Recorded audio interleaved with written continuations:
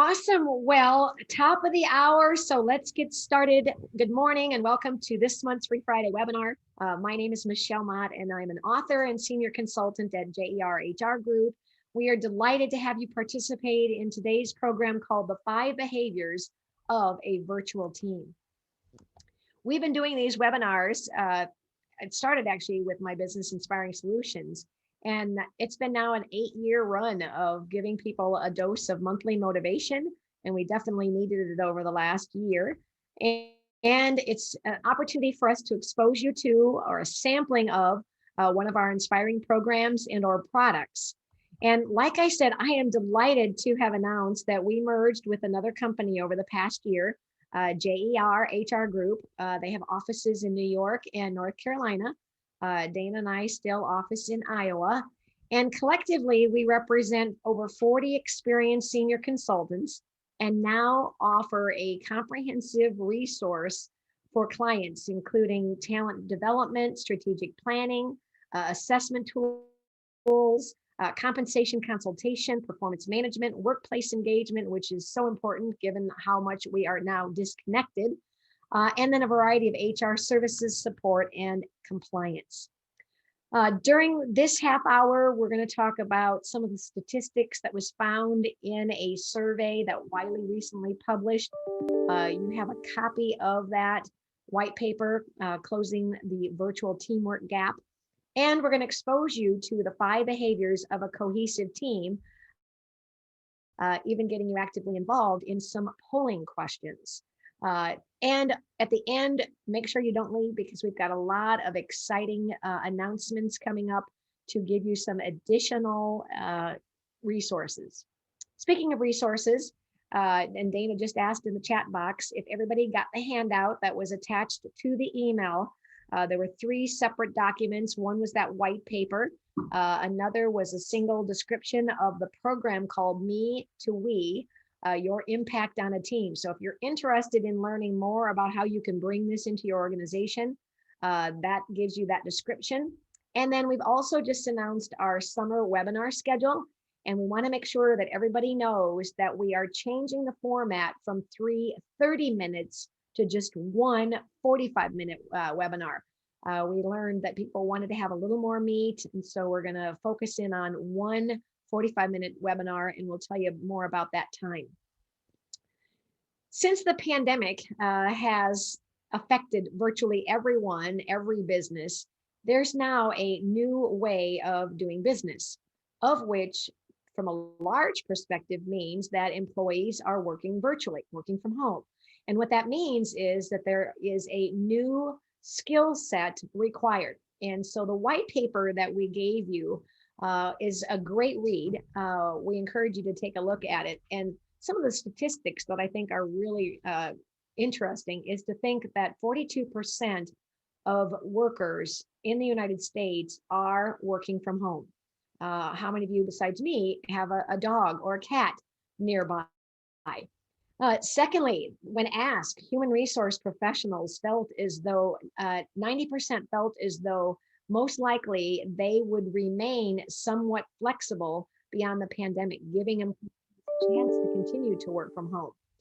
And then 7 out of 10 employees that are working virtually feel isolated from their team. And I know that we are a virtual organization, and it's a great opportunity to use technology to stay connected. Of those that responded, 50% felt concerned about continuing to work virtually.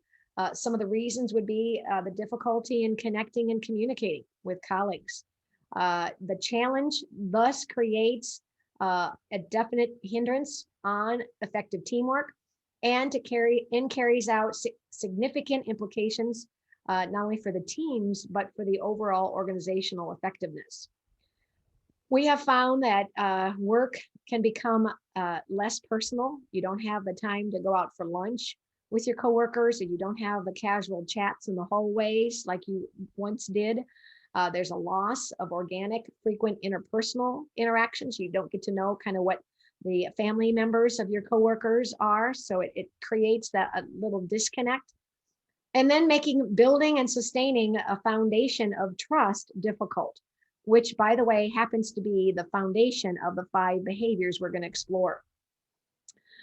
Like you, 83% are on 2 or more teams. And so what I'd like to do is to start with a poll. You'll see the poll question populate up on your screen here in a second. And what you'll do is simply select as many of the different types of teams that you currently are participating in. You might even be the leader of a team or a department. So go through and check as many that you currently serve on. And I'd like to give you enough time to have at least 50% response. Well, obviously 100% of you are saying that you're in a department, so that is kind of a given. And I'll give you another 5 seconds to participate, and then I'll share with you the results.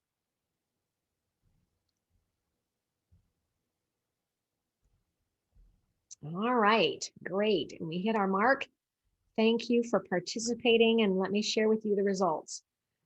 Besides department, 100% of you are in some department, which is a team, whether it's a department of 2 or 22.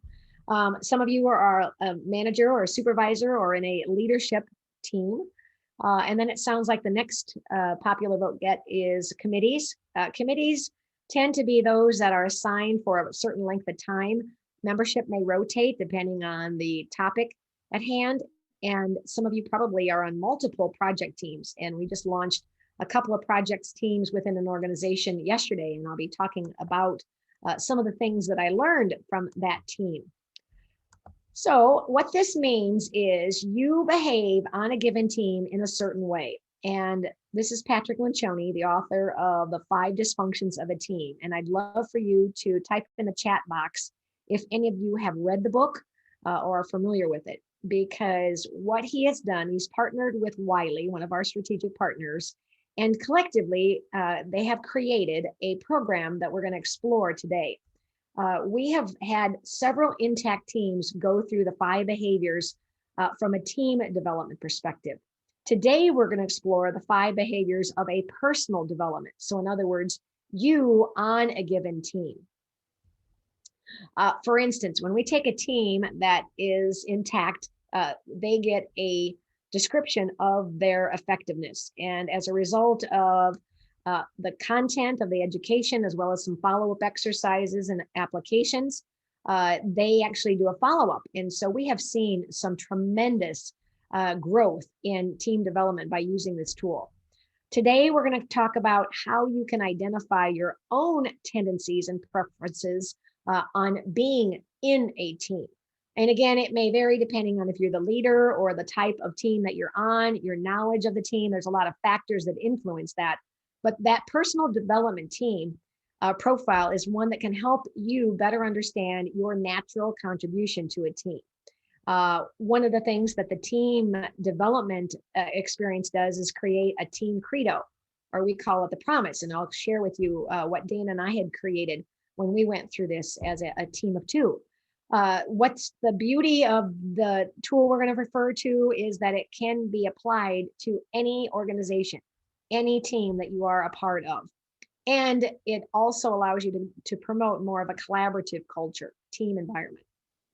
The first of the 5 behaviors, and he was intentional, Patrick, when he put the model together, to put it in a pyramid, because as you know, with the structure of a pyramid, the largest area is the foundation. And so he was intentional on saying that building trust is the first and foundational behavior of a cohesive team.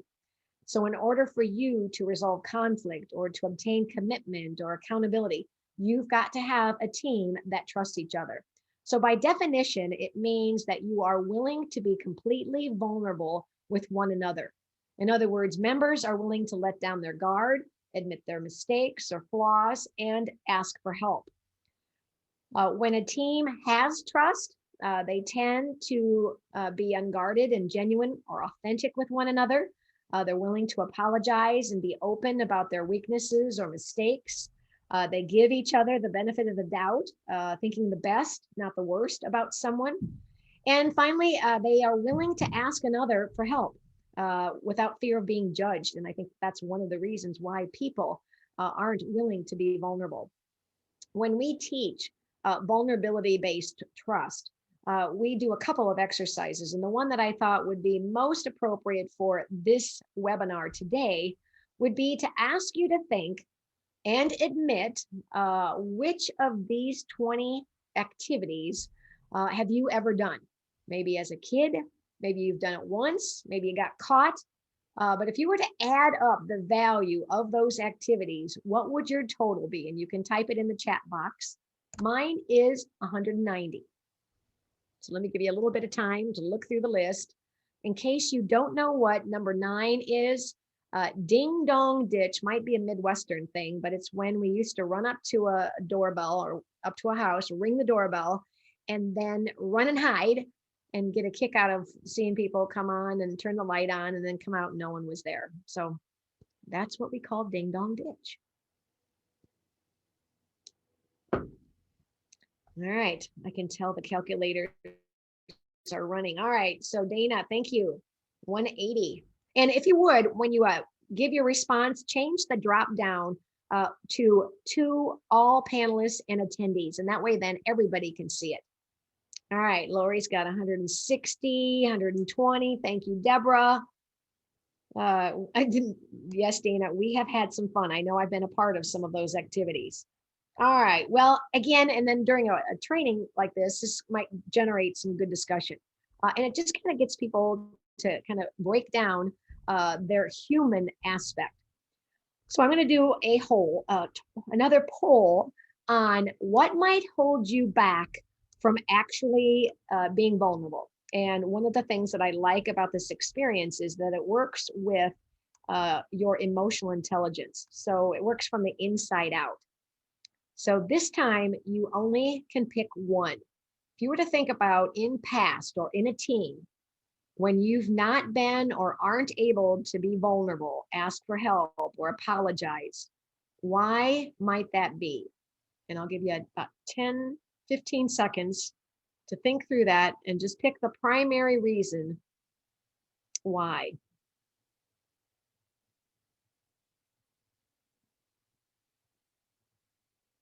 All right, we've hit our 50% mark. Another 5 seconds. Oh, good, good, good. Almost got everybody. All right. Thank you for participating. Let me share with you the results. It appears as though 50% of you said that it was because you fear disapproval or criticism. You know, we don't want to admit that we're anything less than perfect, but no one's perfect. You know, I always tell people try to keep it in perspective. No one's the perfect parent. No one's the perfect leader. And so we need to accept that fact. And when we are willing to admit our mistakes, people don't think less of us. They actually think more of us. So you have an opportunity to gain more credibility when you're willing to be human, be honest. And then the other is fear of criticism or looking foolish. Yeah, and we can be our own worst enemy for that. All right, so the second area is conflict. And we tend to find spending a lot of time in the area of trust is fundamental before we can move on to conflict. And what I want to do to introduce to you conflict is Patrick Lencioni himself talking about what he developed called the continuum of conflict. And I'd like for you to think about a team that you're on and think about where you are in that continuum that he describes. When it comes to conflict, there's this thing called the conflict continuum I like to use. I made up this simple construct. The conflict continuum is this. At one end is artificial harmony. This is where people on a team never engage in conflict. They're always nice to one another, even though they don't really feel like it, but that's what they do. At the other end is what I call really awful, ugly, mean-spirited conflict. People are at each other's throats. Okay, so if this is the continuum, if you move down the continuum, you go to a little more constructive conflict, a little more constructive conflict, a little more, a little more, a little more, and at some point it goes from constructive to destructive, and then a little more destructive, a little more until hell comes, right? And so most teams I work with live out here, close to artificial harmony. Like, oh, we don't want to have that. And it's because they think every time they move in this direction, it's one step closer to hell. Where in fact, the best place to be for a team is right here, where you're having all the constructive conflict possible and not stepping over the line. But we have to have the courage to go there. Well, why don't we want to go there? Because we're just afraid it's going to step over the line. And you know something? It is. The greatest teams in the world occasionally are going to step over the line. And when they do that, it's a moment of truth. It's an opportunity for them to recover from it, be vulnerable around it, and realize that they can survive that. And it gives them the courage to live right here. Teams that don't think that they can overcome that will stay way over here and never benefit from all of this wonderful constructive conflict. So we have to have the courage to go right up to that line and know that when we do step over it, we can recover. And when you recover from that, you build stronger teams. We know this in all of our personal relationships. When you recover from something like that, it only makes your team and your relationship stronger. Right. So if you were to think about a team that you're on, where in the continuum would you put your overall team? Now, to apply that to yourself, there's an activity that gets you to think about it from your own perspective. When you are in conflict, and again, it may depend on who or about what, do you tend to be more of a spirited debater, expressive and show conviction, passion during the debate? Or are you a calm debater where you tend to use more calculated or measured dialogue to stay mainly unruffled? Another application would be to think about when you are in a conversation, are you more receptive, listening, open to ideas, or are you more steadfast, rigid, or holding firm to your opinions? And an exercise that would be a great discussion would be to say, how do you show disagreement? In other words, what you think oftentimes will determine how you respond. And another application would be, how do you feel? You know, that's that emotional intelligence saying, if you peel the layers to the root cause of why you feel the way you do, you can better reframe. And that's what we help teach, a different way of responding in a more productive manner. And how do you typically, and maybe how would you like to respond to conflict moving forward? The third behavior is commitment. The definition of commitment is obtaining clarity around a decision and moving forward with complete buy-in from every member of the team, even those who initially disagree with the decision. Yesterday, I mentioned I was launching a project team that was going to be working on performance reviews. And the HR manager was very transparent. And she said, I got to tell you, this old dog is hard to learn new tricks. And I appreciated the fact that she was willing to acknowledge that she might be resistant to some change. And we didn't want her to take it personally. But the other piece that I heard her use was, I agree to disagree. So one of those things that she said, I agree that we need to change. I'm not liking it, but for the good of the team, I'm ready to move forward. Because how many times have you been in a meeting where people don't express their concern and they have the meeting after the meeting, which only deteriorates or takes away any kind of progress that the team would have made? So when a team has commitment, they're clear about the team's overall direction and priorities. They end discussions or meetings with a clear understanding of who's going to do what by when. They leave meetings confident that everybody is on the same page. I think for those of you that are on the leadership team, I think it's really essential that all department leaders are singing from the same songbook, because there isn't anything that can deteriorate morale is inconsistency. And I think that's one of the reasons why they want to work on this performance review process, because some managers do that process differently than other departments. And then finally, if your team has commitment, you're willing to support the decisions, even though you might disagree. One motto might be to go get it. If you don't understand something, ask. My theory on learning is that if the only stupid question is the question you didn't ask somebody when you had the chance, why not ask a question? You only learn or you benefit from it. And I always believe that if you have a question in a group setting, I guarantee you 2 other people are confused and have the same question. So why not ask? Or get over it. Don't continue to spend time talking about something that is either a waste of time or something out of your influence.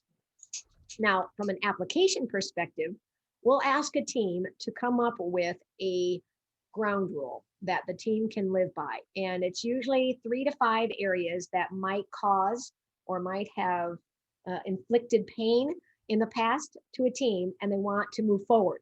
So, what they do is they identify what are some of the challenges of a team or the people that are on the team, and come up with a list of what we call the promise. And when Dana and I did this a couple years ago, we created about 6 different promise statements. And I just chose 3 that I think would be valuable for you guys to consider. And here's what we came up with. First of all, be sensitive to the tone and delivery of comments and questions. Not only when we're talking to each other, but in email communication, because so much of our communication is through emails and it can easily be misunderstood. Second is one of my favorites. It's the finding the third solution to accommodate all parties' interest. In other words, I oftentimes say 1 + 1 = 3. Dana might have an idea that's different than my idea. So we talk about it, the whys, the whats, the hows, understand where each are coming from, and then together we'll create or blend a third solution that's better than either of our own original ideas. And then the third is to listen to understand, not to respond. I think so many times I'm jumping ahead to my response instead of really listening with understanding. All right, the fourth behavior is that of accountability. Accountability is so important to any organization. And if you are a leader, I think you're going to appreciate this definition.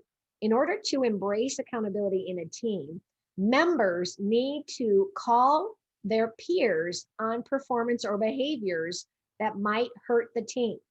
Now, that doesn't negate the leader from managing the team. It's just that a leader has only 2 eyes and 2 ears and isn't always aware of incidences when they happen. And so this creates this peer accountability that if you see a peer or a coworker doing something that is in violation of a policy or a procedure or a code of conduct, you are empowered to call them out. And it doesn't have to be a major confrontation. In fact, we teach them how to give balanced feedback, offering, may I suggest that you do something differently? So it's not a major confrontation. Because when a team has shared accountability, they are willing to offer and accept unsolicited constructive feedback. In fact, I see John Wing on this call.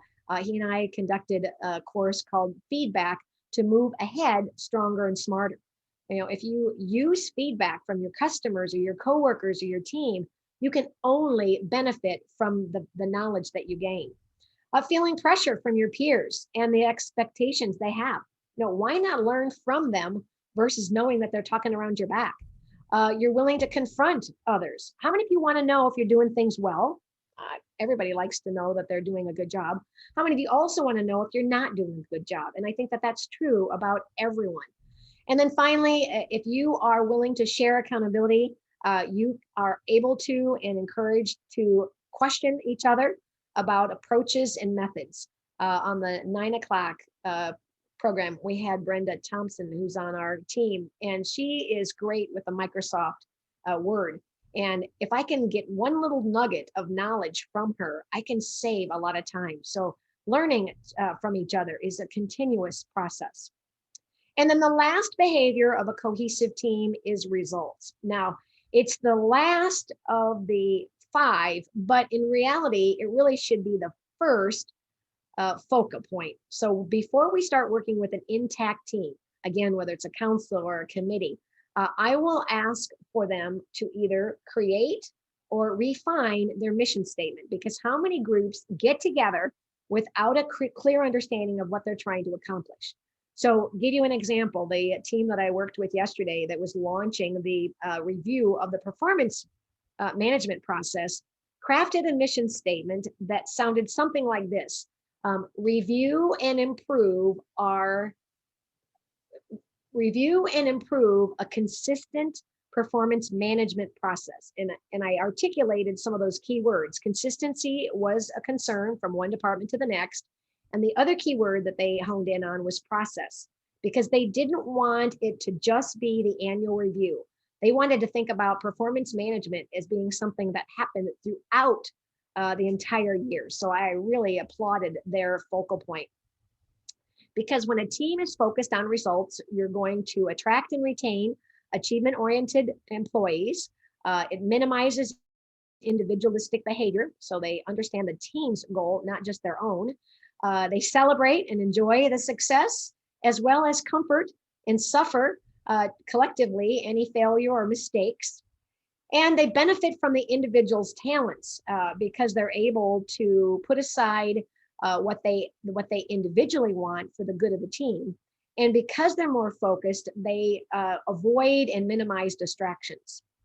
So an example of this at JER HR Group, as a part of joining the organization, we suggested a strategic planning process. We do it with our clients. We should really do that as part of our own strategic alignment. And with the pandemic, it definitely has caused everybody to hit reset. And so we're in the midst of completing what we call our dashboard. And the dashboard reflects the 4 pillars. This happens to just be the profits pillar. And for each of the pillars, we identified measures of our success. In other words, how do we know if in fact we are improving our competitive position in our key market areas? And what the first column will document is the average of the 2019 and 2020 results. We chose to go with 2 years because 2020 was such a unprecedented year. We thought we'd take an average of the past 2 years. And using that benchmark data, we're going to set our 2021 and 2 goals. And then ongoing, it's one thing to have a dashboard, you got to use it and refer to it. So on a regular basis, quarterly in specifics, we're going to have an overall update of how we're progressing. And I like the idea of having dashboards because when we watch a football or basketball game, it's the score that keeps our interest. And that's, again, a great way to keep your team committed to the end result. So the last poll I'm going to ask you to participate in is having you think about a team that you're on. And if you were to think about which of the 5 behaviors is your team struggling with the most, and this time you can only pick one. So based on the definitions I've shared and knowing a team that you're working on, which is causing your team the most ineffectiveness, inefficiency, maybe it is hindering your overall performance. And again, I'm going to give you another 5 seconds to try to get at least 50%. All right, we've hit that mark. All right, interesting. Okay, so the results are in. It looks like commitment. And I would love to know the why behind that. So if any of you want to type in the chat, why you feel as though your team is not committed, and to what degree does the pandemic, does the working virtually have to play with that? I love the understanding of the dynamics. So thank you for that. All right, well, I know we went through this fairly quickly, but I chose this quote by Andy Andrews about the importance of intention. Intention without action is an insult to those who expect the best from you. I know that you have the best intentions of being the best possible team member you can. I know that you try to be the best possible leader or the parent for that, but you've got to learn how to grow in that particular role. And this resource can help you with that. We'll stay on if you want to ask any or type any chat questions in the chat box. If you are interested in wanting to move this forward and find out what kind of team player you are, one of the handouts that was sent is the description of the course called Me to We, and it can be delivered on site or online, regardless of the setting that you're in. And if you want more information, just ask. We want to also invite you to a virtual showcase that Wiley is hosting on June 7th. It's called Unleash the Power of Teamwork. No cost, plus by participating, you'll be given a chance to complete a 5 behaviors personal development for yourself. So mark this on your calendar. If you want more information, Dana's going to include that in a follow-up email. so that you can register. We also want to invite you to an upcoming event on June 8th. JERHR Group is one of the sponsors of this event, hosted by Custom Learning Systems, called Reimagining Healthcare Engagement. Now, whether you're in healthcare or not, I invite you to participate using the code that, again, is listed on the slide, but Dana will post it in the email to hear these 8 fabulous dynamic keynote presentations. And always, we want you to continue to stay connected through our monthly webinars. The flyer announces our upcoming schedule from June to September.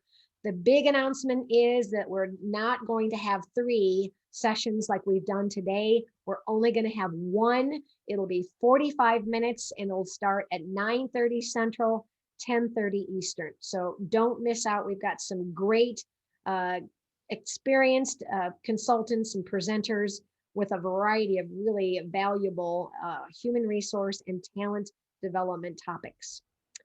So speaking of feedback, yours matters. So we'd like, before you start off, after your closeout, you'll be asked to fill out a brief survey.